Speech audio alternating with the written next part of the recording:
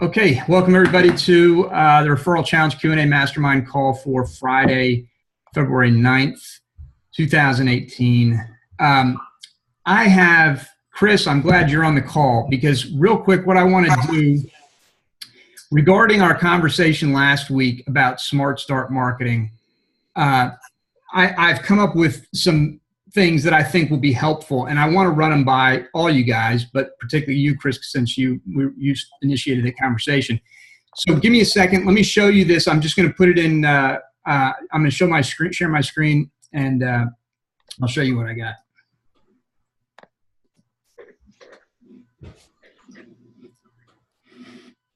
Okay. So here's what I'm thinking now. This is, as with everything, this is sort of just an idea. And I think it's worth testing because it's relatively simple to test. So the SmartStart Marketing, this will work for both external and internal marketing. External to get new members into your SmartStart Get Fit Your Town group, and internal to engage those folks and convert existing members. And I'm just talking about doing simple weekly challenges. Very simple challenges like 3-day, 5-day, or 7-day challenges. And the reason, and certainly you can experiment with longer form challenges too that don't necessarily require people to come into your facility. You could add the option of coming into your facility, but that would ideally be a paid challenge. But these are free challenges, simple to do, short periods of time. And the reason that I like this is shorter is easier. You want people to succeed. If it's a 3-day, 5-day, 7-day, and anybody who's got any type of discipline will probably make it through those challenges, and that's good. And you want a new marketing hook that you can talk about every week. So here's the challenge for the week. Hey, come join us. So that's for your external marketing, and internally, hey, here's our new challenge for the week. Here's how to do it. We want you to commit. And so that's the idea essentially. What you can do is offer prizes for people who participate. But the people who participate, needs to be some rules of engagement, some ground rules essentially. And I would say it's as simple as this, that when you announce a challenge, they have to commit to it by writing their commitment comment in your challenge announcement. So you announce it, you post your announcement of the challenge, they have to comment saying, hey, I'm in. And then on a daily basis, they need to recommit. So you do like a roll call every day where you just make a post for that day, say, hey, we're excited for day 1 of the challenge, blah, blah, blah, whatever it is, the plank challenge. And you tag all those folks who had committed initially, and you say, hey, post your recommitment that you're on it for today, or if you've already completed it for today, let us know how it went, that kind of thing. It's that simple. At the end of the challenge period, whatever it is, I'm right here. The folks who have successfully completed it and engaged in the daily roll call get it entered into a drawing, a monthly drawing where you give away some prizes or a prize, I would say. Everybody gets entered into the drawing. You pick one, you give away a prize. The prize could be whatever you want it to be, but I suggest, the more value, the better, generally speaking. A free 30-day membership, a free FEO, like a 21-day or 28-day challenge. Could be a free week of membership and a t-shirt, anything, a free month of pro diets, or a bundle of stuff like an FEO and a pro diets. The more value, the more excited people get about these things. There's all sorts of things you could do for prize ideas. And then maybe consider giving out other small unannounced prizes throughout the month, just for people most enthusiastic. This could just be a t-shirt or maybe a copy of your the 7-day victory journal. A hard copy of that. It could be a lot of different things. And some challenge ideas. I do diet, lifestyle stuff and exercise stuff. These are just off the top of my head, like a no sugar, no added sugar, no alcohol challenge. You say, hey, let's do this for 3 days. If you're a drinker, 3 days off the booze will help you a lot. You'll notice a difference. A salad and protein challenge, a random act of kindness challenge, a water only challenge. You come up with limitless ideas for this. And then exercise, all sorts of things you can do. I just listed some links to some articles about various challenges that I've found. They're all from Pop Sugar, but there's some decent challenges on here. So some ideas. And then how to start, put a little checklist in here internally, what to do to get things going, and then externally, same thing. I think relatively simple and straightforward, but I'd love to hear input from you guys, thoughts on this if you've got any. about whether you think it's a good idea or not, and if so, or any suggestions you might have for improving upon it. Anybody got anything? Yeah, I'll touch base on that, Eric. Good job, man. Thanks for over-delivering as always. So, having that checklist makes a big difference, So challenges for sure. Now, we post challenges right now on a weekly basis, but the difference is we post it up and that's it. We don't do anything else with it, right? So what you're outlining here is really what's going to get them engaged in my mind, and that is the follow-through, right? It's what we do after the fact, and getting their commitments and holding them accountable, and then offering an incentive in front of them. I think you're on the right path. That's going to take it to the next level and get some more engagement. Yeah, I like the weekly challenge like that, especially in a Facebook group. That makes a lot of sense. And I think it's key getting that engagement, like what you were saying. And I think tying the prizes to it can be huge, because even though it doesn't sink into them, that's bringing them into your facility to get them hooked on your program. So I like how indirect that will bring people into your facility. That's where I think the genius in what you just put together here is. Yeah, thanks. And I agree. These, another thing, this is all, we're always, as in marketing, we're always testing, we're always evolving, we're always looking for the things that do well, we keep, and the things that don't, we kick off. So another suggestion here that I put in here is that this potentially could replace like your workout of the day. So you were promising a workout of the day. Instead, it could just be a challenge of the week. And maybe you just post a workout once a week or something along those lines. You certainly want to do something with the workouts, or maybe you continue to post a workout of the day, whatever you're comfortable with. I know some people struggled with that workout of the day, so this could potentially replace that. I found that I let everybody know that I recently quit chewing tobacco, and that was a big, huge deal for me. And I used a site that was very helpful to me called killthecan.org. Great name. And what they do in there, and this is how I got the idea from them, they have this thing called roll call, where you have to make your commitment. Hey, I'm going to quit cold turkey. I'm quitting chewing tobacco, cold turkey. And every day you have to log in and do roll call, which means you said, yeah, today I'm nicotine free. And they say that is the number one reason why they've been so successful. And they've been hugely successful over the years. So I know this isn't quitting nicotine, but losing weight, I'd say probably ranks almost right up there or a little bit below in terms of, people wanting it. And if the engagement will absolutely keep them on track. And I think that's a message that needs to be conveyed is, hey, the more accountable you are to us, the more you allow yourself to be held accountable, the more successful you're going to be. And something, I know this will come up because somebody will say, okay, well, you're doing it in a group. How do you know these people are doing what they say they do? Quite candidly, who cares? The more I think about it, I don't care if they're doing it. If I'm using this to try to bring some of them into my facility, do I care if they lied to me about a challenge in my group and they even did the accountability every day, but it was a lie? If I end up getting them in my facility, that's the bottom line. Right. So keep that in mind, guys, because I know that question's going to come up. Well, yeah, but you can't control them. And no, we really don't give a darn now that the more I think about this, we want to reward them for doing what they said they were going to do in the challenge, bring them into our facility. Now your accountability can kick in. Now you can get them committed to your program, which is ultimately the whole idea of the SmartStart groups anyway.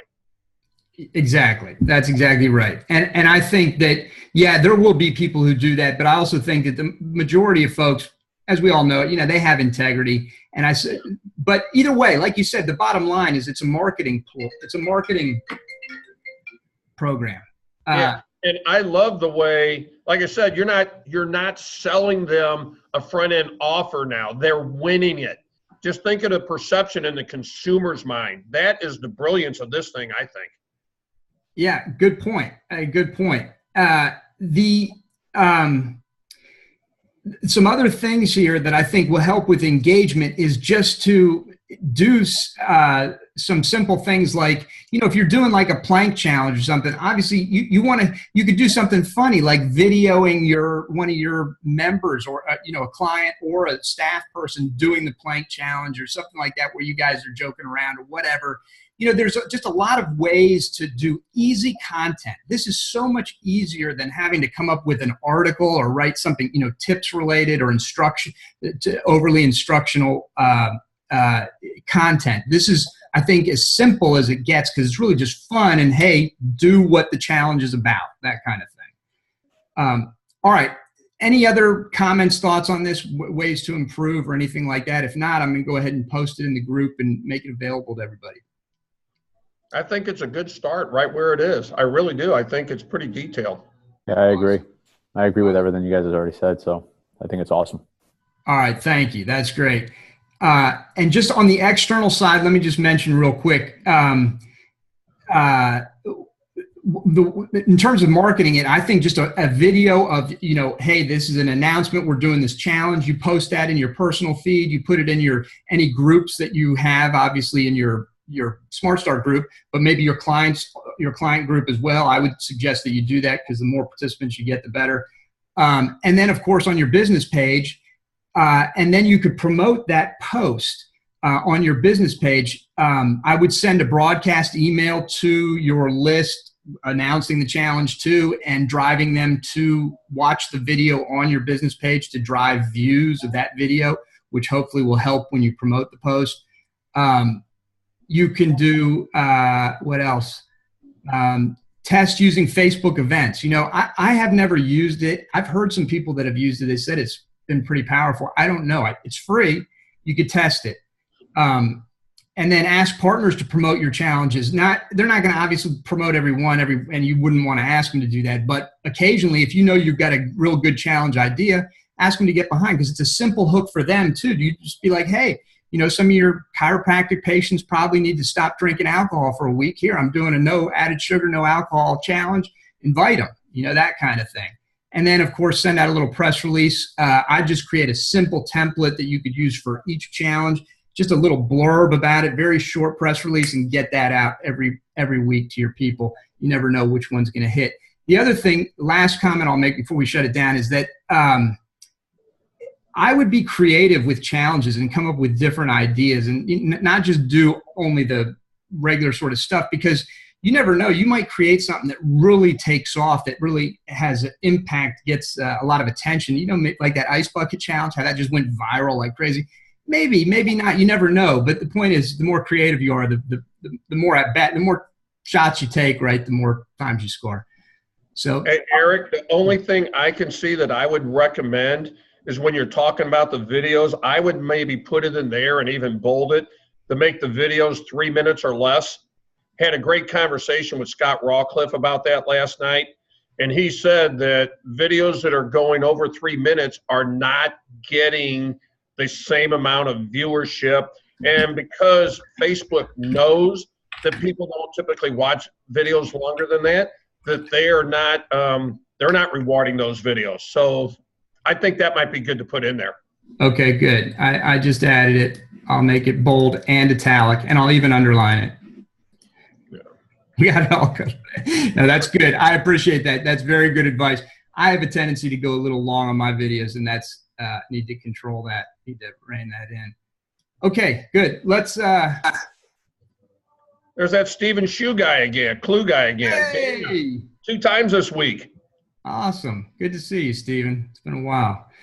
All right, guys, let's get going. Billy, good to see you too. Haven't seen you in a while. Why don't you give us an update on how things are going with you, and let us know if there's anything that we can do to help you out. Absolutely, yeah. I got a couple of things. Definitely great to connect with you guys. I know it's been a while. Things are great overall. We're getting ready for our 3rd little girl in just a few short weeks. And on the personal side, things are great. Business-wise, January was our best month to date, so everything is going great. But there's always challenges, right? And things we're trying to get past. So our biggest challenge right now, and I don't even know if anybody has like an idea that I haven't thought of. I'm open to it, but I think that's just kind of telling you guys where I'm at. I think the biggest challenge for us and probably businesses in general is just acquiring and keeping good talent. So we need more manpower. It's simple as that. And we're going through the process. We have a pretty extensive hiring process that is intentional, and that is something that I'm not willing to change. And we had a few people that we thought were going to be a good fit and didn't work out for different reasons. But I think it's just a matter. I truly have faith. I think it's a matter of time. I think now there is a person that is. It's like the third time I've thought that, but I think that, this time could be the one. And so that is kind of where we're at in terms of the business. Just trying to, this year, we're really focused on keeping things simple. We have a big goal for the year, and we're just tying everything to that goal. We're not jumping around to all these different things, and staying focused on each day, things that are going to get us closer to that bigger goal.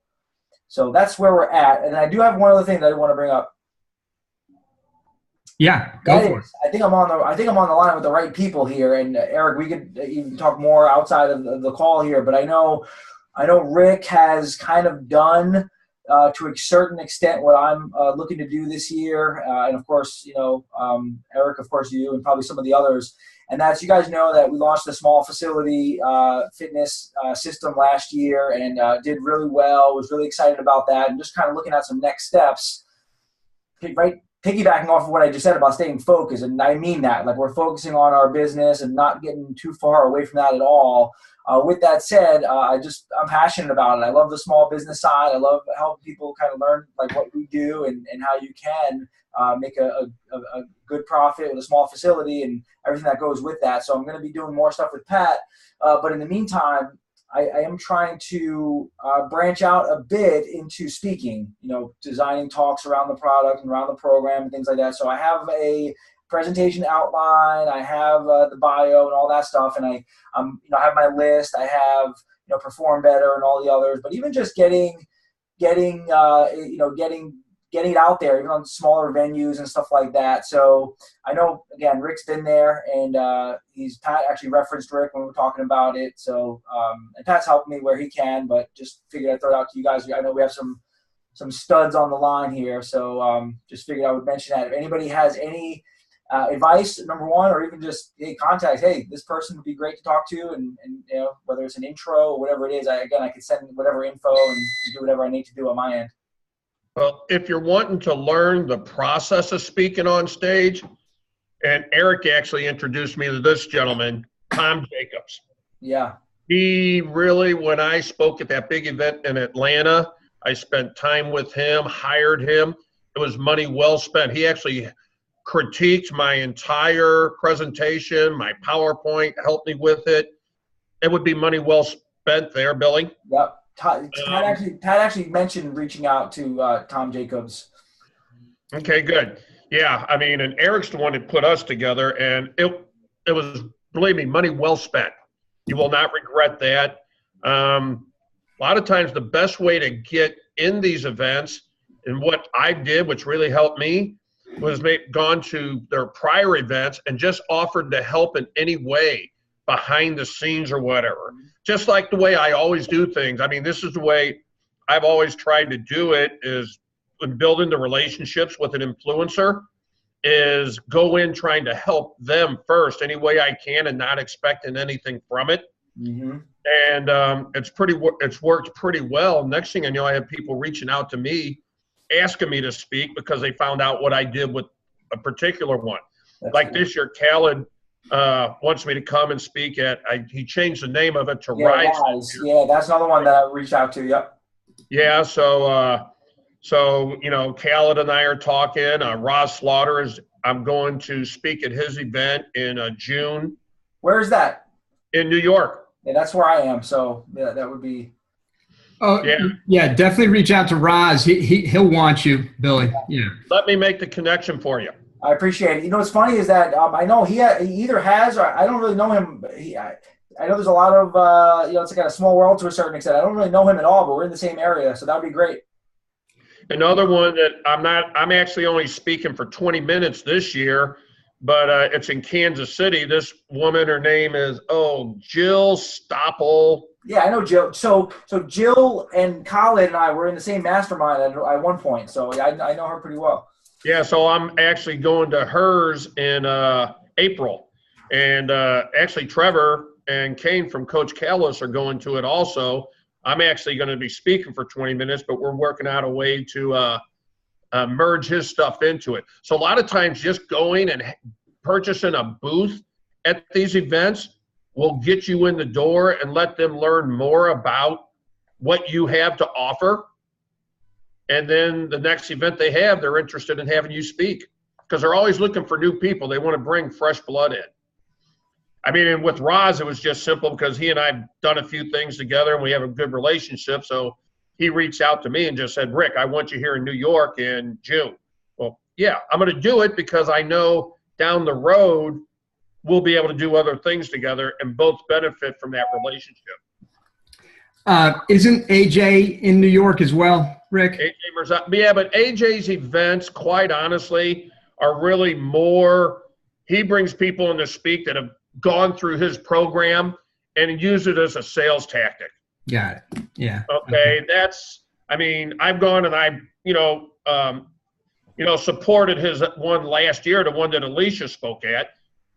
And, but it's really, with the exception of Alicia, everybody else were his students that were talking about what they did. And then it led up to a big offer that, that he made $100,000 that day.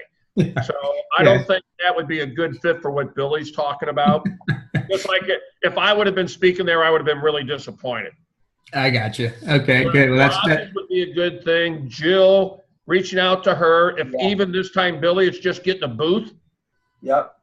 Tell her that I had to reach out to her for that matter. Yeah, I actually know Jill. I can reach out to Jill. I appreciate you. I didn't even know about her event, so I'm going to reach out to her. But if you could do an intro with Roz, and that'd be awesome. Yeah, and I think Khaled's pretty much has all his speakers lined out already. So so I had actually reached out to Khaled, hadn't heard back from him. I know Khaled pretty well. We were in the same mastermind, and I haven't heard back from him, but I know Pat is going to go to Rise, and Pat mentioned he would talk to him, so I'm going to let that sit and see what happens. Maybe next year, who knows? Yeah, and that's what I did. Last year I went out there. Well, I was supposed to go out there. Last minute I couldn't because I got subpoenaed to testify in a court case. But I was going out there. I had a booth and everything. And for some reason, Roz every year has a couple of his speakers not show up. And I told him if it happens, I'll step in and cover. Well, I was there to help him. He knew it and everything. So that's why I'll probably be out there again this year. Got it. Yeah, that's all. Yeah, that's great stuff. Have you already built out your presentation, Billy, into webinar format or actual? Not fully. So I just have an outline, and I have obviously there's like 9 modules of the product, so it'll be based off of that. But I don't have the presentation done at this point. Then you want to reach out to Tom Jackobs, no doubt. I mean, not only is he going to help you dial in your PowerPoint presentation, he's going to actually walk through with you and teach you mannerisms, how you're saying things, how you're approaching people. The whole. I mean. He's going to help you dial it in. Then at that point, it just becomes a matter of getting up there, practicing it, and doing it, and becoming better each time. Yeah, good. Awesome. And he plays to your strengths too. Like, with me, I mean, we went up there literally saying, look, I'm not a polished speaker like all of these, so I'm going to apologize to you now for some of the things you're going to hear. Yeah. I mean, because we knew that's my personality, so we played into it. I see Eric smiling because he can see that. I've used the same gimmick, sort of. It's not a gimmick, but it's the same disclaimer because it's good at calming people down, and that it lowers their expectations, frankly, which is it can be helpful. But Tom, let me reiterate. I told Rick this, and some of you might know. Tom Jackobs, when he worked for us at MPE, well, actually, he came in right after I sold the company. He started working at MPE. He'd been a client before then, and then he started working there. After I left, he kept that company afloat, literally him. He went from city to city to city throughout the United States for 2 years, and then he started doing it in England and in the UK. But for 2 years, he went from around the United States, small 50 to 100 person events. I was at that. Yep. I went. Yep. Fast start days. Yep. And he would teach and sell the whole day. Yep. And in 2 years, he sold over $5 million worth of product Just incredible. There aren't many people who can say they've sold 5 million from the stage. Yeah. That's where that's where I met Tom. I don't really know him well, but I was at least one or two of those. And as far as the speaking, I would definitely love to look into the training. I feel confident with my speaking. Obviously, I'm always a work in progress. I have been working on it for years. I've been Toastmasters for many years and done a lot of presentations. Obviously, this is a new area for me. So I'm ready to go. I'm ready to take the steps I need to take, let's just say. The only other thing I will tell you, especially having another child on the way, be picky about what events you do. Yeah. One, and two, don't do too many of them because that's going to take you away from your family. It's going to make you miserable. That's great advice. So the tension there is like my reason for doing it. It's like I just want to do it. I have a passion for it. It's not like I'm looking for, so that's a good advice. I mean, I found that out at the one I did in Atlanta. They're supposed to have 250 people there. I got there. It was half the amount of people, and 70% of them were personal trainers, not even business owners. Yeah. I think Eric and I had this conversation. I mean, I needed to do a little bit more diligence because what they promised me and what was there were not the same thing. Yeah. I still did fine, but there were other things that went into it that, you just be particular, especially at first, don't just jump on anything because they're going to let you speak. Yeah. The ones in New York or East Coast are perfect. Yeah. And a couple other things. When you, whatever first gig you get, record it. Make sure your wife is there or some support person is there to record you. And then you want to edit that thing down, tighten it up, make it really nice, and then use that as your pitch to get more speaking gigs, particularly at places like Perform Better. They want to know you can get up there and deliver in a solid way. And so they need to see something. So you want to use that. That's number one. Number two is I would work on dialing in your presentation, just doing webinars. Just build it out as a webinar first. Start driving leads on Facebook and give some webinars. You can sell from them too, so you'll recoup, or you should be able to recoup all your advertising investment. A good way to do it, quite honestly, is have somebody interview you. I mean, I'll tell you what really, really, really helped me was doing the Fit Pro Business Summit last year and interviewing all the people like Aaron and Eric and Pat and John Spencer-Ellis. It just made you more comfortable talking about things and, quite honestly, sometimes improving. I mean, I know when Eric and I did, there was just a lot of conversation more than really a set, idea of where we were going with it. Yeah. Things like that. So if you can get on things like that and webinars, that'll be really helpful. Because you're going to get clips out of there that are just golden nuggets. Yeah. And now you take those clips and you create a lead-in video that you use before your presentation so people find out who the hell you are before you even start speaking. That's good stuff. I like the webinar idea. Pat mentioned the doing like podcasts and things like that. The only difference is webinar, you're in front of a camera. Yep. So get used to being comfortable that people are going to see you. Yep. I mean, I tell everybody I've got a face for radio. I can talk to radio all day. They don't have to look at my ugly mug. So. All right, good stuff. Listen, before we move on, though, Billy, I would like your help with something that we discussed briefly last week on the call, and then Wayne Salter, who asked a question about he's trying to hire basically what he calls a facility manager, and he had asked he posted this question. I'm just going to read it to you because it's short and sweet. I want to see if you've had experience with this or anybody else. We kind of talked about it a little bit last week, but we didn't come to a resolution. He says, I own an indoor boot camp facility. My head coach is a grad student graduating in May. I'm looking at keeping him as a full-time person, most likely called facility manager. And he said this person would coach the majority of sessions, assist with accountability, and generally be in charge of the place. So he's trying to determine how to pay this guy. He wants to offer him a percentage of EFT and potentially other bonuses. He's just not sure how to set it up. Mike made a great comment about paying him a percentage of growth, EFT growth, as opposed to gross EFT. And so just wanted to see if you, Billy, have had any experience with that, and if any of the rest of you have any specific advice that we could help Wayne with on this. Yeah, I think the first thing that comes to mind is something I learned recently, and that is sometimes we assume that something's going to motivate somebody, but then we find out that's not really how they're motivated. So I think that's the thing I would think about. I would really have some deep conversations with this person, and not that they're designing their own salary or their own payment plan, but it's like, hey, we need this position, and I believe you're the guy for the job. You're going to be the champion here, and I'm excited to work with you through this. What is that going to take in your opinion for that to be a win-win? For that to be, because I did that recently with somebody, and I was surprised that their answers were a little bit different than I expected. It wasn't all about the money; it was other things. They wanted more paid time off. They wanted medical benefits, and some of what they wanted was less expensive for me than what I actually thought they might want. So I think that would be a good way to go. And of course, whatever you tie that compensation to is where the results are gonna lie. So determining what are the key performance indicators for that role. It sounds like it's retention or new members or people in the sessions, whatever that is. Tying it to that. But I found like I've done well with goals. With breaking down the goals, and you could do little carrots for goals and stuff like that, and just the basic stuff. Get to this point and do something for them. And I think sometimes we can overthink all these compensation plans.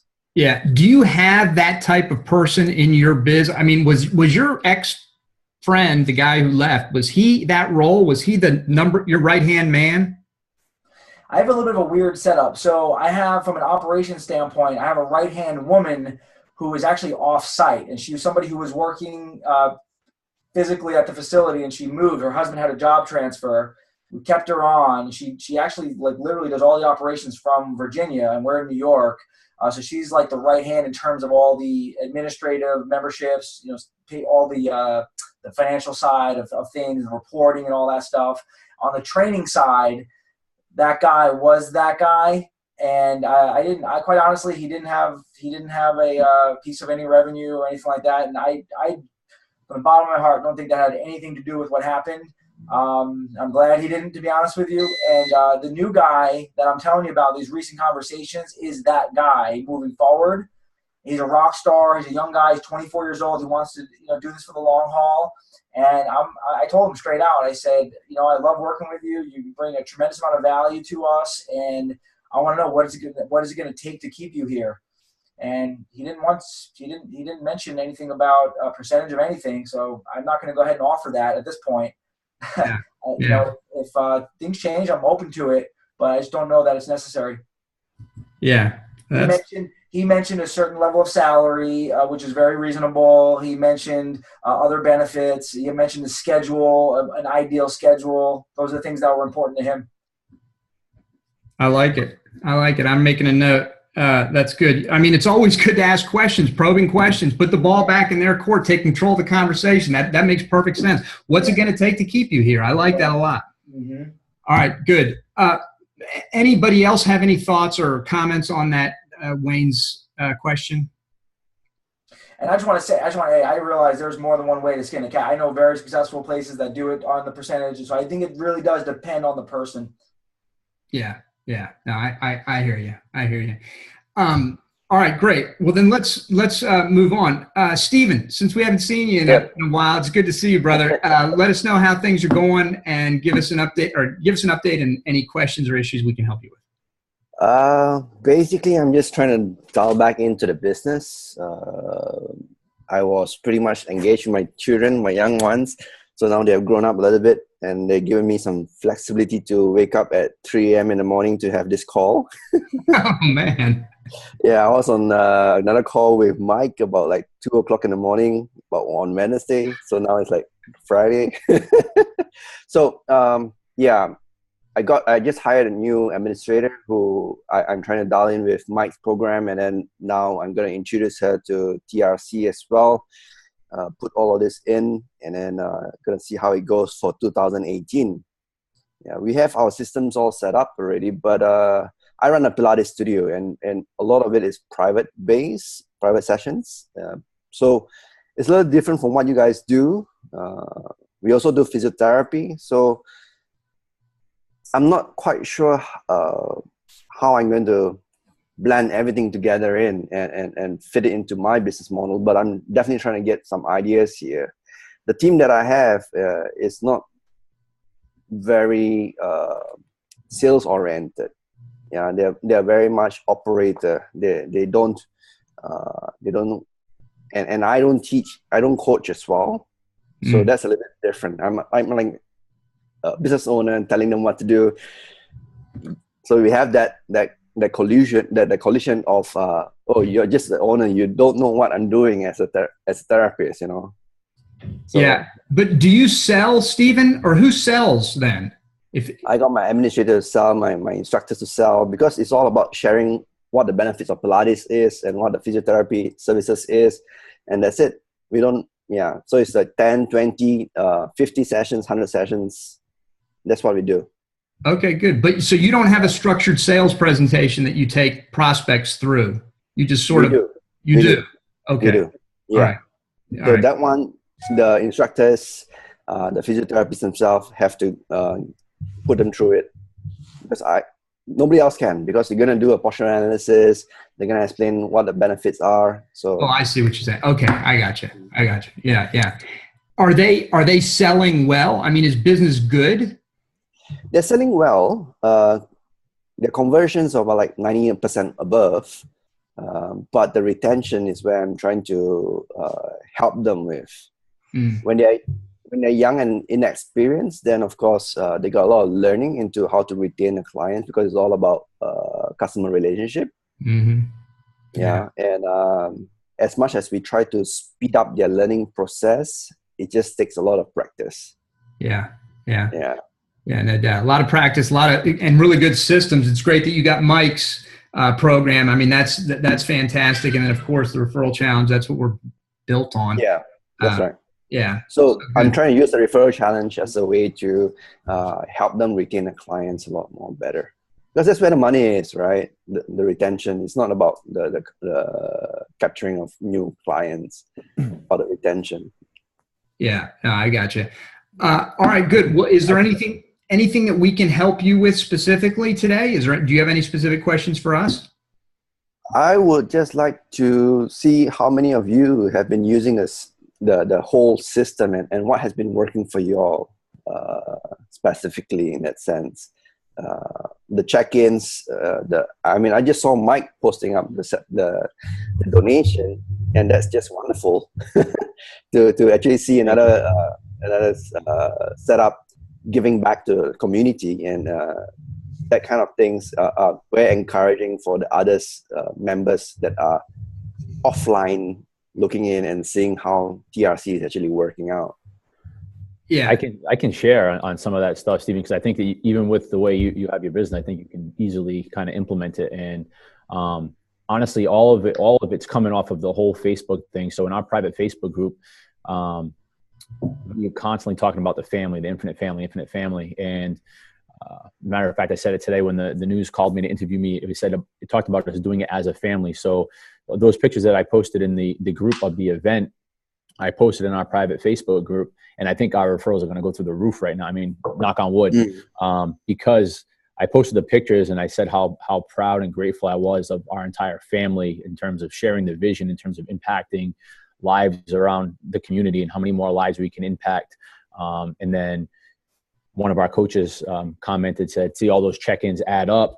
And we said, just a reminder, guys, I know some of you are probably wondering, like, how do we go about giving more? Because people were commenting, oh, this is so awesome. I'm so glad to be part of this family. I'm so excited about being a part of this family, which is giving it more value, right? It's going way beyond fitness and weight loss and sports performance at this point. The conversation is all about, man, so glad to be part of an organization that is doing something great. So with it, we posted another picture of the, I forget where it was in the referral challenge, but it's essentially the picture that says you plus us equals like a success for people. And it's our logo with the Wiggle Kids logo, which is a charity we partnered with. And it explains to them, refer someone into us, and then we can donate money. So as soon as we posted the picture, I know just by the comments already in the thread. I mean, we already had like 35 comments from when I posted. I posted it right around the same time I posted it in the group, and I know that people are going to be saying like, "Oh wow, I can." You know how it goes. You send a letter home with them at first, and it kind of comes in. They forget about it after so long. But by putting it in there, I think we're going to get a huge influx. And again, all the comments. We just boosted a post. I did a Facebook Live video last week when we officially had announced the date of when it was going to happen. I did a Facebook Live post and I promoted the post, and I think we got 3,000 views on it right now. And I put it within like a 15-mile radius. So we've got comments from people saying, "Wow, so awesome. That's so great." So what it's doing, I think, is building our reputation as like, wow, these guys are not just all about fitness. It seems like an awesome community to be a part of. And honestly, we've been pumping that. And I think it's been great for us because our referrals have been through the roof. And that's the key. And I think it's going to go up even more now.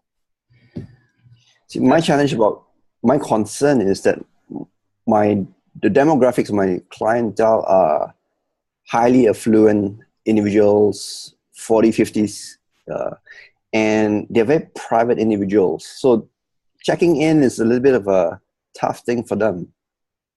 So I'm just wondering, how do you go about with that? I mean, donating money, $1, $2, they for them it's like, here's a check for $1,000. They would be like that kind of character.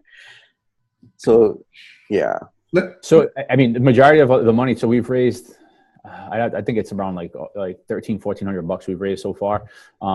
The raising of the money doesn't really happen from the check-ins.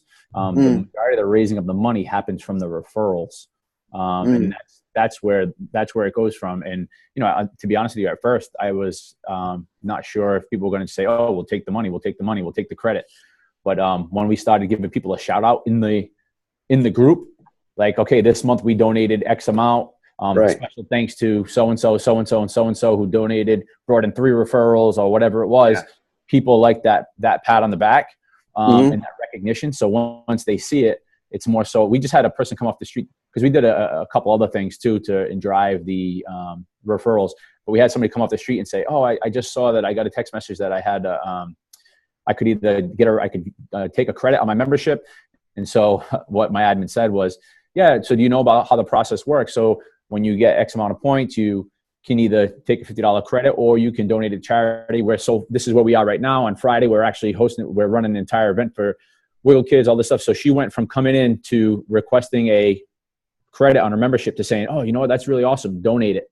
And I mean, it has been, and every time in the group, just continuing to push about the family and about the impacting lives and stuff has been huge because it takes it beyond just the fitness. And I think all those people will probably be the same thing. Like all your therapists and your Pilates instructors can kind of push that referral piece of it, right? We kind of sort of tried that last Christmas, basically, just 2 months ago. You buy 10 sessions, you get 1, and you can give it to your friends or family for free. And no, I'm going to keep it. They rather keep the session for themselves. And it's Christmas time, time of giving, but yet they still rather keep it for themselves. I think that's Go ahead. I think that's a little bit different because they're just gifting a session to a friend as opposed to helping an organization that you partner with. So like we showed pictures of like these kids and everything, which is different. I just think when they know it's going to help a good cause, they're like, "Oh, my friend asked for that." They don't really get it. But when they know it's going to a good cause, it might be different. Yeah. Possibly. It's worth testing, Steven, I think, because fundamentally human nature is the same. And I hear what you're saying about the affluent clientele, but everybody here also deals with, maybe not as affluent as yours, but certainly above average. I mean, middle income on up. So for the most part. So I would give it a shot. What I'm going to ask you to do is to go back and look at the referral rewards and the onboarding sections of the referral challenge. It's like module 1 or 2. It was very early. That's what Mike was just referring to, that us plus, or you plus us equals whatever. I forget. That picture came off of the referral rewards flyer. And then the onboarding process itself, because what we want to do is build a culture. We want to get them thinking about this referral process from the very first day that they start working with you. And because if you just hit them with it one time, yeah, maybe they're going to be like, no, whatever, because they're thinking about 30 other things. But when you're consistently sending that message and developing that culture, you will get more people referring. It's inevitable. Does that make sense? Good point. Yeah, it does. It started off really slow for us, man. It was slow at first, and I was saying the same thing, like, man, is this even going to work? There's a lot of work. Is it working? Is it going to work? And then, I mean, going today was just awesome to see, and then see the was worth it, and it's paid off. It's picked up every single month. It's picked up, and I know that now that we have the pictures of the first event, I know it's dramatic because they see, wow, that's where our money's been going. So, yeah. And this is the thing about, it's interesting, you know, Aaron and I talk about this quite a bit, is that selling the referral challenge, we're selling hard work. We're not selling a get rich quick tactic. You know, we're selling the hard work that ultimately pays off over time. It doesn't produce immediate, you know, stratospheric results. And that makes it challenging to sell, and also keep people excited about it, you know, as you implement. But it's just like everything in life, I think, that has real value. It requires that consistent daily effort to move the ball forward. All right. Steven, thank you very much. We appreciate you being on the call today. It's great to see you, man. And especially being up as late as you are, or getting up as early as you did. Yeah. Can I ask Steven a question real quick? Yeah. So, Steven, I'm interested in your business model. You incorporate both a therapy as well as a Pilates. Now, correct. You own the therapy clinic as well? Yes. Okay. And so when you bring someone in to go through the Pilates program, how do you distinguish between Pilates and therapy? And are they all the same business in terms of if you get in Pilates, you get in therapy? How are you differentiating the two? Okay, so the process is like this. They come in because most of the time they have some sort of a pain. Everybody knows, everybody is coming into Pilates because of some sort of a pain right now. It's no longer just a regular fitness, but because of some pain, then they're coming in. So I started hiring physiotherapists, getting them trained with Pilates. So that Pilates becomes the money game for them. People who comes in, then they decide, they do a posture analysis, they do an assessment. Do you need physiotherapists right now, or do you need Pilates straight away? So if they need therapy, they do maybe a couple of sessions of therapy first, and then incorporate some Pilates exercise in there, get them interested in Pilates, and then for retention, we go through Pilates. Okay. So is your therapy insurance covered then, and then Pilates cash? No, all cash. Okay. All right. Yeah. So, and I could keep you on this way too long, so I'm going to try to keep it quick, but I'm just interested in what the sell process is from therapy to Pilates, the price difference, or do you ever have people come in just wanting Pilates? And if not, have you tried to get people through Pilates messaging specifically? There's a lot of questions I would have about your business model. And sure. Well, we started off as a Pilates studio, and it has been doing well. It's just that we added on physiotherapy because we've been telling them, hey, you got this pain, why don't you go and check with the therapist first? Make sure you're cleared to do exercise. So instead of me sending people out, I hired therapists, certified them in Pilates, so they can do both part of the business. So they keep the clients a lot more longer. So someone comes to you wanting Pilates, you instantly, automatically, by business default, shoot them over to the therapy first?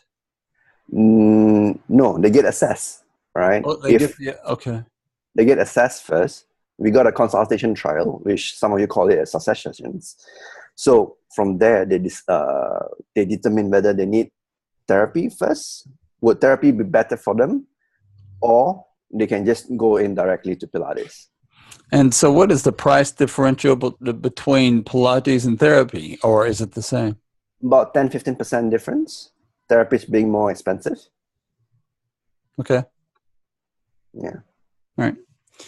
Interesting. Do you lead? Is your front end advertising Pilates specific or pain specific or physical therapy specific? What's your hook to attract people? Pilates. Pilates. Yeah. Yeah. But more towards rehab centric Pilates. That's how we are distinguishing ourselves among the other Pilates studios out there. For the longest time, we just tried being a Pilates studio and an education center. That authority is diminishing. So that's why I brought in the therapy. So now we are a rehab Pilates center. So we get to do both, right? So Pilates for rehab, Pilates for general fitness, and Pilates for performance. Do you ever do Pilates for transformation, as in trying to,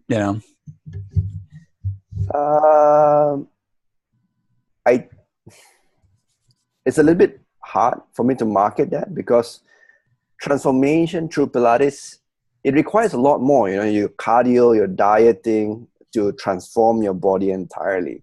So selling pain is a lot more motivating for them to come in. They don't, when they go off for their holiday season, they got to come in for their therapy first or their Pilates therapy before they go off. So they take the kind of initiative. If it's about transformation and or for general fitness, they got no discipline for that. Yeah. I think the only way you get real transformation with Pilates is by moving the equipment around. Those heavy reformers. Yeah, man. Just teasing. All right. I have a question. I was thinking while Steven was talking, he was saying how his clients, because they're from such an affluent area, that they would be more willing to just want to write the check. What do you guys think? Like if he made that like, hey, you refer a client in here, we donate $50 to charity. If they're like, oh, I'd rather just write the check. And his client just started writing the check and he gets $1,000 and he donates it to the charity. You're essentially donating the money to the charity from your members. And then you have a press release on that. You do the interviews on that. You can push it on your Facebook. You can put it on all those things. So, I mean, I think it's good free publicity. No? I mean, what do you guys think? You guys think that's... Yeah, in order for that to happen, it would be me. I will need to be selling to these clients. You know what I mean? Yeah. Because for them to write the check, it's a different level of selling and explanation already. Right. Well, if you could just take one for the team, Steven, and go ahead and do that, and I'll take up the charity end of it over here. Yeah. Charity and all that. All right. Yeah, maybe I need a sales copy from you first, though. Yeah, it's a good idea. And I think one of the things you ought to commit to, Steven, is transferring your passion down to your staff, in terms of their ability to not just sell and train Pilates and physical therapy, but the vision of helping others and being more than just about Pilates and physical therapy. You know what I mean? Being about the community, being something, being better, more and bigger and better. I mean, I could see a challenge amongst all your different therapists, since they seem to work more individually, a challenge amongst all of them who could get the most referrals out of their people they work with. And some incentive for that. Good idea. Yeah. Yeah. Something to think about. No harm trying, testing. Right. Yeah. All right. Good stuff. Let's keep moving. Thank you, Steven. I appreciate it. Chris, let's jump to you. Let us know how things are going and anything we can help you with. Things are going really well right now. I'm just trying to get the engagement going with the SmartStart. So I appreciate that today. I'll get that going. I'm just in the middle of surveying those guys. I put a survey out last night, and I got about 10 or 15 results back in terms of what topics they want to hear, what topics they need help with, and so on and so forth, so that we can start doing the Ask the Expert live sessions again. So that was cool. So I got some things I can talk about right out of the gate. Now, most of them, again, were current clients, with the exception of a few of them that were not. So I'm looking forward to getting some engagement from people who are not already my paying clients, So I'm looking forward to the challenges and hope that'll do it. So that's going on right now. I'm probably going to throw out an ad in the next week or two to try to get some people coming into that group through some Facebook ads. I haven't done that yet. Has anybody else been doing Facebook ads on that yet? Yes. Sean Eichhorn has, and Rick has. I'm sure there's some others, but Rick, you want to talk about that? No? Yeah, well, Chris, you and I talked about how I'm doing it the other day. Yeah. And actually, right before I got on this call, I was dialing in my demographics a little bit tighter. So you're not spending money on people who may not be interested.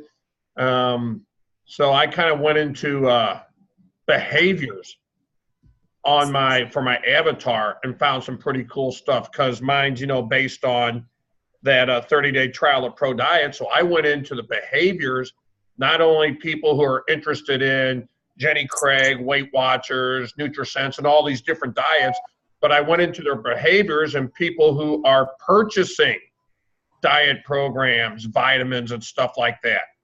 It dialed in my how many people I'm going to reach a lot tighter, but they're people that are going to be more inclined to be interested in what I'm doing.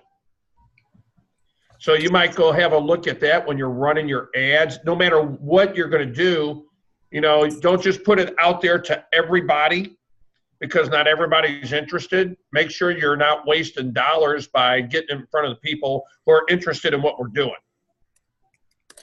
Yeah, now you're going, correct me if I'm wrong, because I have a few people coming through. I got about 15 people coming through the Pro Diets funnel as well. And if I remember correctly, we're just linking them. We're prompting them to click a link to join our SmartStart group, right? Because it's a closed group, there's no way that we can just enter them. No, not at all. They have to request to join. Got it. Cool. But that's right, because you're going to know, because you're going to see it in Stripe. When you go and look at this person to join, you can just, track it through Stripe. And you're going to know they should be in and just give them access. Got it. How about anybody doing just an ad specifically? Rick's doing it, and we're both doing it through a Pro Diets funnel, giving them the access to that group. Has anybody been running just an ad specifically for the group for $1 a day or something like Alicia does? Right now, Facebook isn't allowing you to run ads directly to a group. That is coming. That's down the pipeline. I do know that. I don't know when. They've been testing it in different markets. When that does, that is going to make a lot more sense, Chris. But right now, you've got to run them to something else, and then they get access for that. Well, hold on just a second on that, Rick. I have not tested this, but I was just I had a meeting with Alicia just the other day specifically to talk about this. And speaking of that, I'm going to ask her to do a little webinar with us and share best practices for group growing your group. But I'm looking for the notes. Where are they?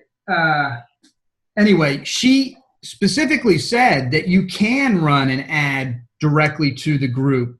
And I'll double check. Maybe I misheard her, but I thought for sure that she said you could. In some areas, they can, because they're gradually rolling it out. She might have access to it because she has such a large group. And I don't know, also, does she have a Facebook rep that she works with? No, she was doing them herself. Because that, obviously Facebook's going to pick people that seem to have larger groups, and we'll have more engagement to see if it works. All right. So I'll double check, but yeah, you could well be right. It could be because of the size of her group, but you might want to just test it, Chris, and see if you can set up a link going directly to your group. Just see if it allows you to do that. Because it could be a function of how many people are in the group. I don't know. Actually, you know what? While you guys are talking, I'm going to go try putting together an ad to go to my group and see what happens.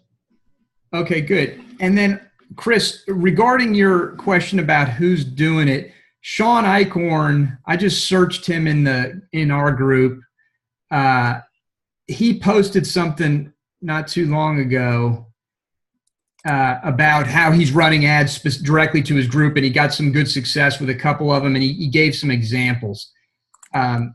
I'm not seeing it yet, but I'll find it. I'll post the link in the Facebook group, Okay. so you can see it, and I'll tag you on it, so you can take a look. But I think really that's gonna, if what we need to do is test. It always comes down to testing. We need to test a lot of different ways and see what we can do to dial it in. So we're bringing people in at a fairly low cost. So it needs to be a very sexy offer. And I think that's why we call this the ultimate lead magnet. I think this group offer is very sexy. And I think you can get good numbers on advertising that would make it worthwhile, as long as the conversion, once they're in the group, as long as you can convert them. That's always contingent upon that, because that's where your revenue is going to be generated. But I think that's what I'd like to start doing, is testing advertising to grow groups. And hopefully we get a bunch of folks willing to do that. We're going to start the Local by Referral group, and that's why I went to meet with Alicia, because I wanted to get best practices for growing that group. And I'm planning on doing it largely with paid advertising, to at least get the ball rolling with that. That is B2B. It's not B2C. There are slight differences, but I think they're not dramatic. Got it. So we just keep testing and trying different things. Okay, cool. The only other thing I had was I wanted to get some thoughts on one-on-one training. So that's not my primary. Primary is group, large group and small group. But I have a trainer who's trying to come on full time. She's trying to bridge the gap and leave her full-time job and come on full time with us. And she has people who ask her about doing one-on-one. She's a police officer, so she has other police officers who ask about doing one-on-one training with her here at our facility. And I've never really had a firm grip on how to price that and package that in a way that that make sure that we got paid, as well as she got paid well for that session too. Because it seems in the past, anytime that I've given prices for, if my trainer has asked about it, the cost was high, because of us making the margin that we need, as well as pay her. So nobody's generally ever done it, and it would be nice to be able to provide her that opportunity to do some, because she does some specialty kettlebell training and stuff like that, and she really loves doing that stuff. She's barbell certified and kettlebell certified and so on and so forth, which is not our ideal clients. But, she really loves to do that. I'd love to be able to give her the opportunity to do some of that stuff as well, at the same time benefit our program too. Anybody got any input for Chris on that? I personally think you still have to do it on a monthly basis, whatever you're charging. Okay. That when I did one-on-one training, that's how I did it. This is what it is a month for, this amount of sessions. And then I would still make them commit minimum 3 or 6 months and sign an agreement of such, where it's automatically taken out. I still think you need to do that. The big question is determining how much you want to make, how much she wants to make. Because trust me, the sessions thing turns out to be a nightmare. Yeah. Okay. I mean, you can still say I charge $110 an hour or $75 an hour, but they pay based on a monthly payment to you. Okay. Otherwise, you're just trading time for dollars, and you can't manage your time. When you do it on a session basis is when you tend to have a lot more of these last minute cancellations, and you also have people that think they own your time, and then all of a sudden you don't have a business, you're working for somebody else, your client. So that would be my concern there, is you need to determine how much both of you need to make and back into what you're going to charge on a monthly basis, even for one-on-one training.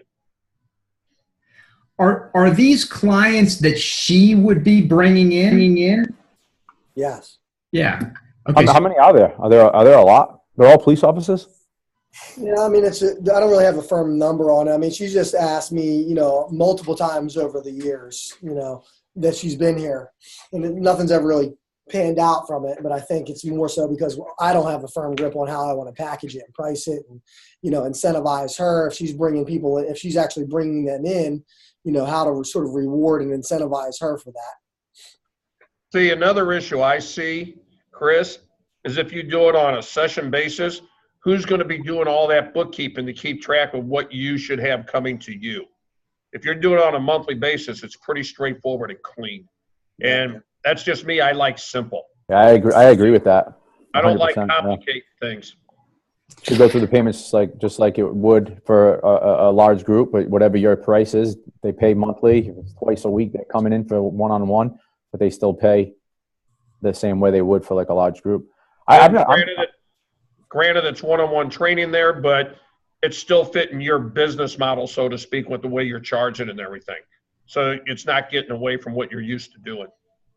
I'm just curious on if it's like several police officers, why they would want to train one-on-one and not train in a group of their fellow, and why not have a really high price point for the one-on-one that kind of deters them away and say, hey, here's the benefits.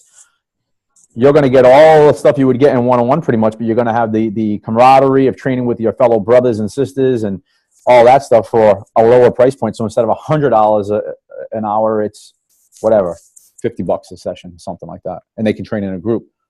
I mean, I don't know. It's your business, obviously, but I'm just in my head, I'm thinking like I would think that police officers would get more out of it training together in that group because they can motivate and push one another. I mean, honestly, what he just said is how I sell my group training. Okay, it's $125 an hour if you want one-on-one training, or $179 a month to do it in the group setting. You're getting the same training, the same consideration and everything, but by doing it in the group setting, we can leverage ourselves and provide you the same service at a cheaper price. So it's a win-win-win. There's your sales script right there. Yeah. So from a different perspective, I know Rick and Mike always do group classes, but I do privates basically. So there's two options if you want to do privates end of the day. Number one is you split the revenue between like 40-60, 50-50, 60-40. It's up to you, right, Chris? What if she's bringing in all the clients and you're just renting a space and equipment, then maybe 60-40, 60 to her, 40 to you. That should be enough. And then in terms of, I don't think you're going to pay her fixed salary or whatever it is, right? So it's probably going to be a split. In terms of administration of it, are you using something like MindBody? Then you can just do, you can just create a package where there's 10 sessions, and every time the client comes in, they just check off from the check-in and check-out from MindBody, and that's how it gets deducted and collected in terms of the payment. I definitely prefer the monthly payment, so that's more regular for everybody, but it just doesn't fit every business model. So it's up to you what kind of business model you want at the end of the day. Chris, you brought this up in a couple of our other TRC calls. It seems like this young lady's pretty persistent on trying to bring clients through the door. The problem, though, is how it disrupts your core business, right? It's just disruptive. So what I might suggest is, instead of bring her in your facility, is there discussions on the table where you open an ancillary facility somewhere and she becomes partner with you or you with her, and you just continue business that doesn't disrupt your own, and you have a second location? Yeah, we haven't discussed that at all as of yet. That's a good idea, though. That's a good thought. The only thing we've really talked about is because police officers are on shift work, is doing things here in my facility in the off hours, because there is a pretty decent amount of time that we don't have anything going on the gym floor throughout the day, and that's the only thing we've talked about. We definitely wouldn't be doing anything during our prime hours.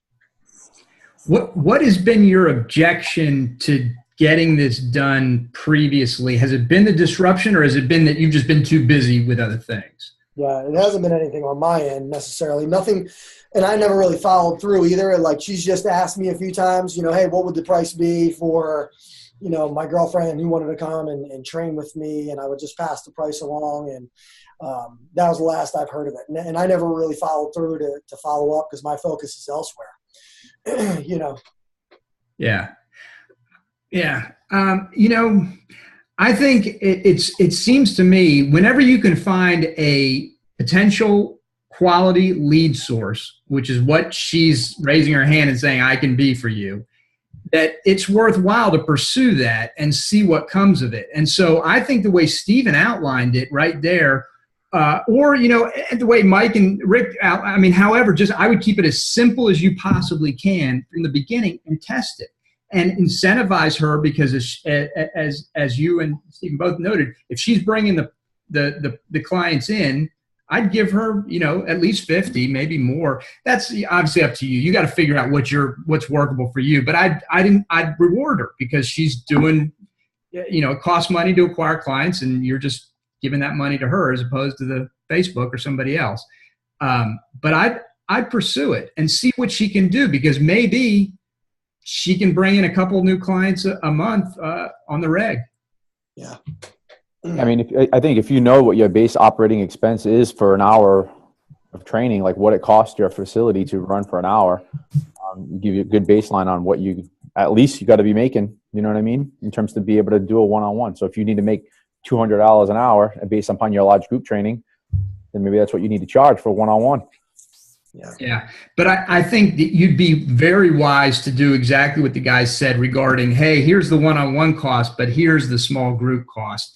And just let them, give them that option, because ultimately I think we know from years of experience, I think Aaron can certainly attest to this too, regarding his extensive experience with one-on-one, is that it's the stick for one-on-one is much harder because it's so much more expensive.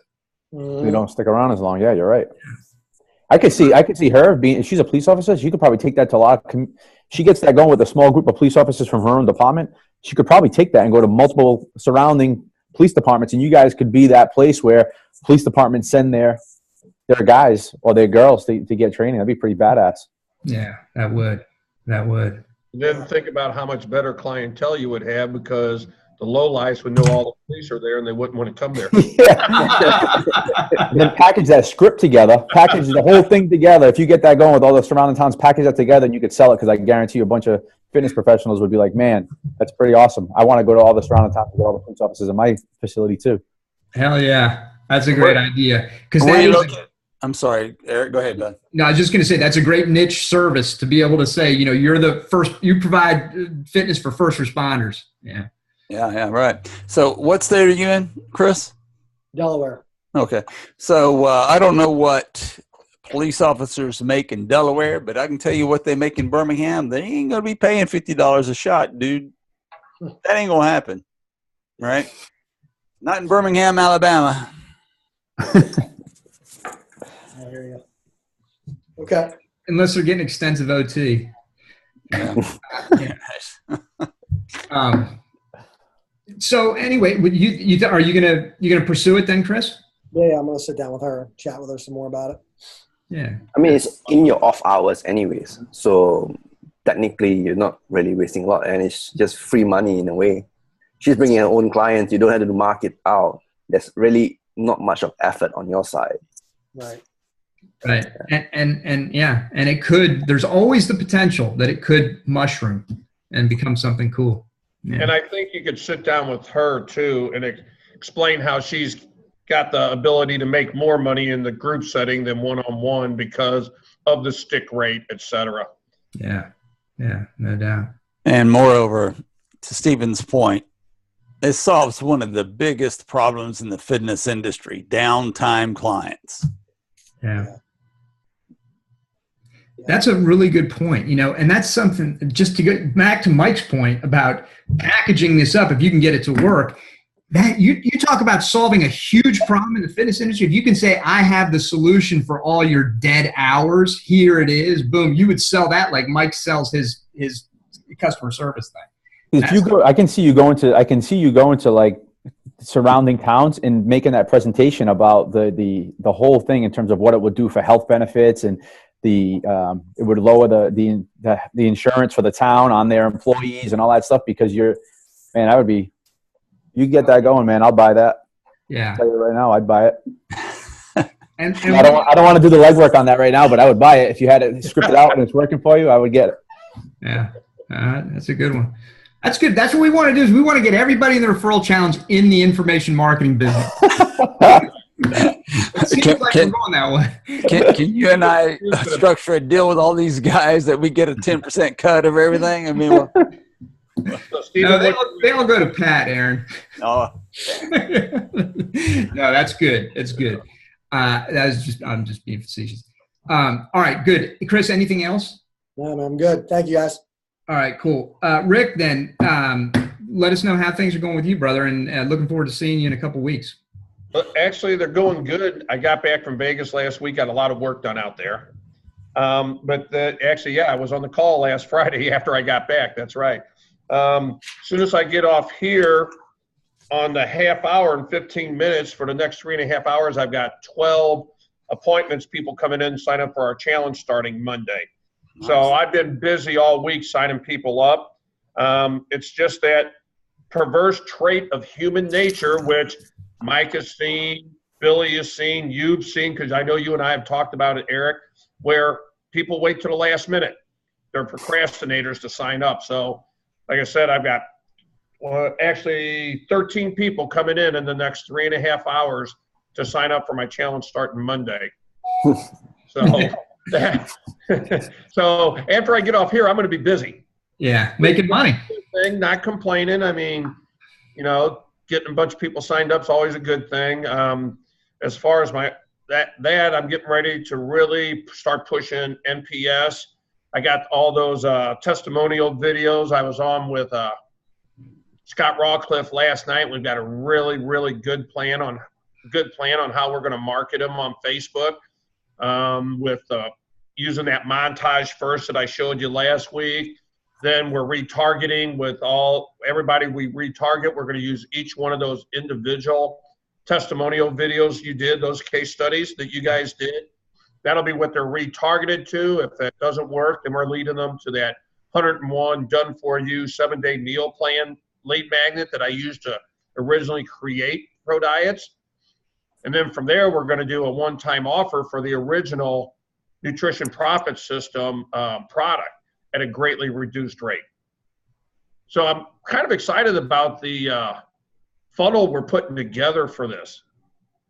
Yeah, just another comment along these lines, because we've been talking about it regarding creating info products. If you hit it nicely with this funnel, which it sounds like you will, because it's social proof driven, and it's hard to get much better than that when it comes to your marketing.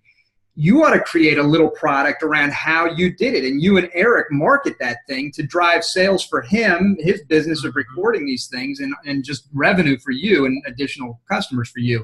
Because I'll tell you, not only will every not only should every info marketer buy that, I certainly would, every fitness business owner should buy it as well, because that's a great funnel to use on the front end of a fitness business is social proof driven interviews. Just hard to get better than that. It's interesting because last night I was on a call with John Spencer Ellis with his Penthouse group, and we were talking about it, and probably 4 or 5 people reached out to me to get Eric's contact info.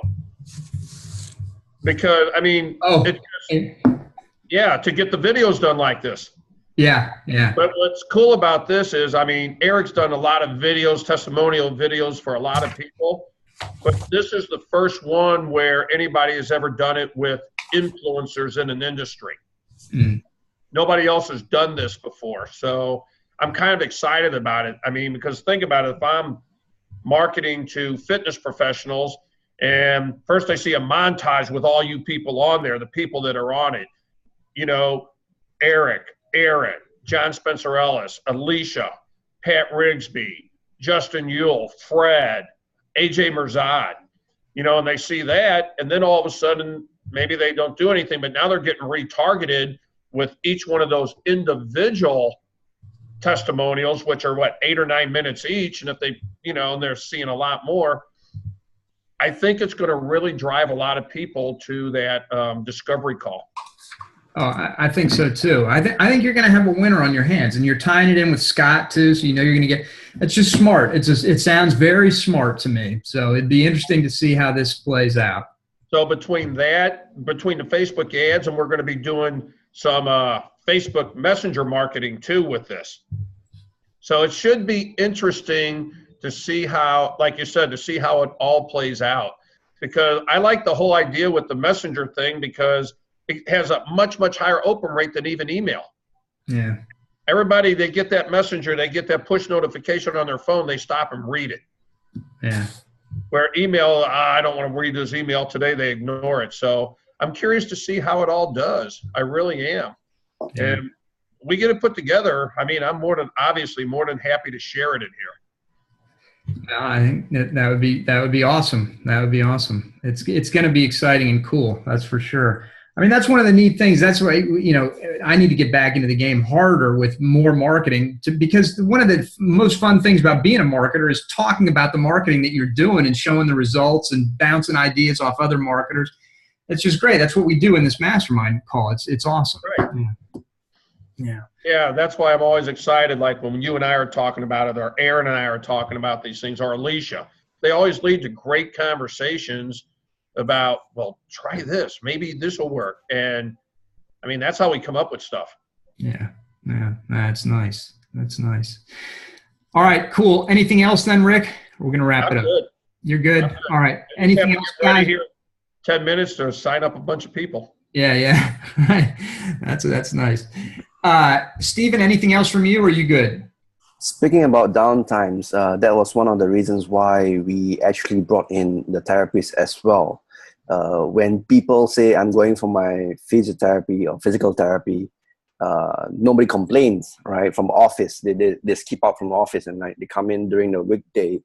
It's like, oh, I'm going for a physical therapy. Their boss allows them to come out, so it's okay.